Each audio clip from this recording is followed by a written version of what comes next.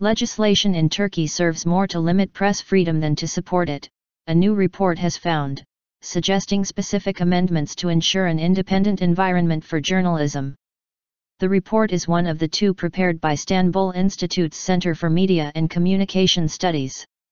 Entitled, The Legal Foundation of Press Freedom, the report was prepared by Bilal Çalışır, an attorney. It was presented with the other report, Media Government Relations in Turkey, Problems and Proposals, at a news conference held in the Taksim district of Istanbul on Thursday.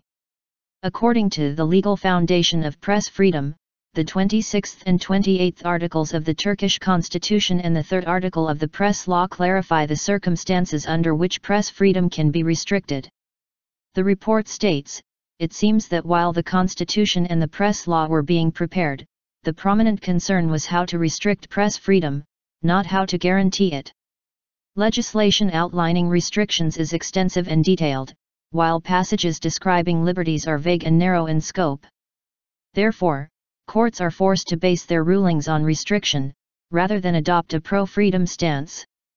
Broadcast bans are the most significant restrictions on press freedom, the report stated, adding that there has been a significant increase in the number of broadcast bans in Turkey. Generally, reasons such as public safety, national security, exposing of state secrets and maintaining public order are cited to legitimize these bans. Referring to data from the Radio and Television Supreme Council, RTUK, the report said an average 30 broadcast bans were imposed each year between, and including, 2011 and 2014. Most bans applied to coverage of major investigations that are closely followed by the public, including the investigation into Ergenekon, a shadowy crime network which has alleged links within the state, a corruption scandal implicating senior government officials that first became public on December 17, 2013, an ongoing trial into the interception of Syria-bound trucks that belonged to the National Intelligence Organization, MIT, by gendarmes acting on a prosecutor's order, the investigation into the 2011 discovery of a bugging device in the office of then Prime Minister Recep Tayyip Erdogan and the seizure of Turkish diplomats and special operations police from the country's consulate in the northern Iraqi city of Mosul by Islamic extremists last year. The Legal Foundation of Press Freedom states that, in the event of a conflict between freedom of the press and an authority representing the state, press freedom is restricted according to the needs of the governing party, adding, there are two reasons for this. The laws make this possible, and those who exercise judicial power do not see themselves as part of an independent and impartial body, but rather as state servants, in other words, as public agents.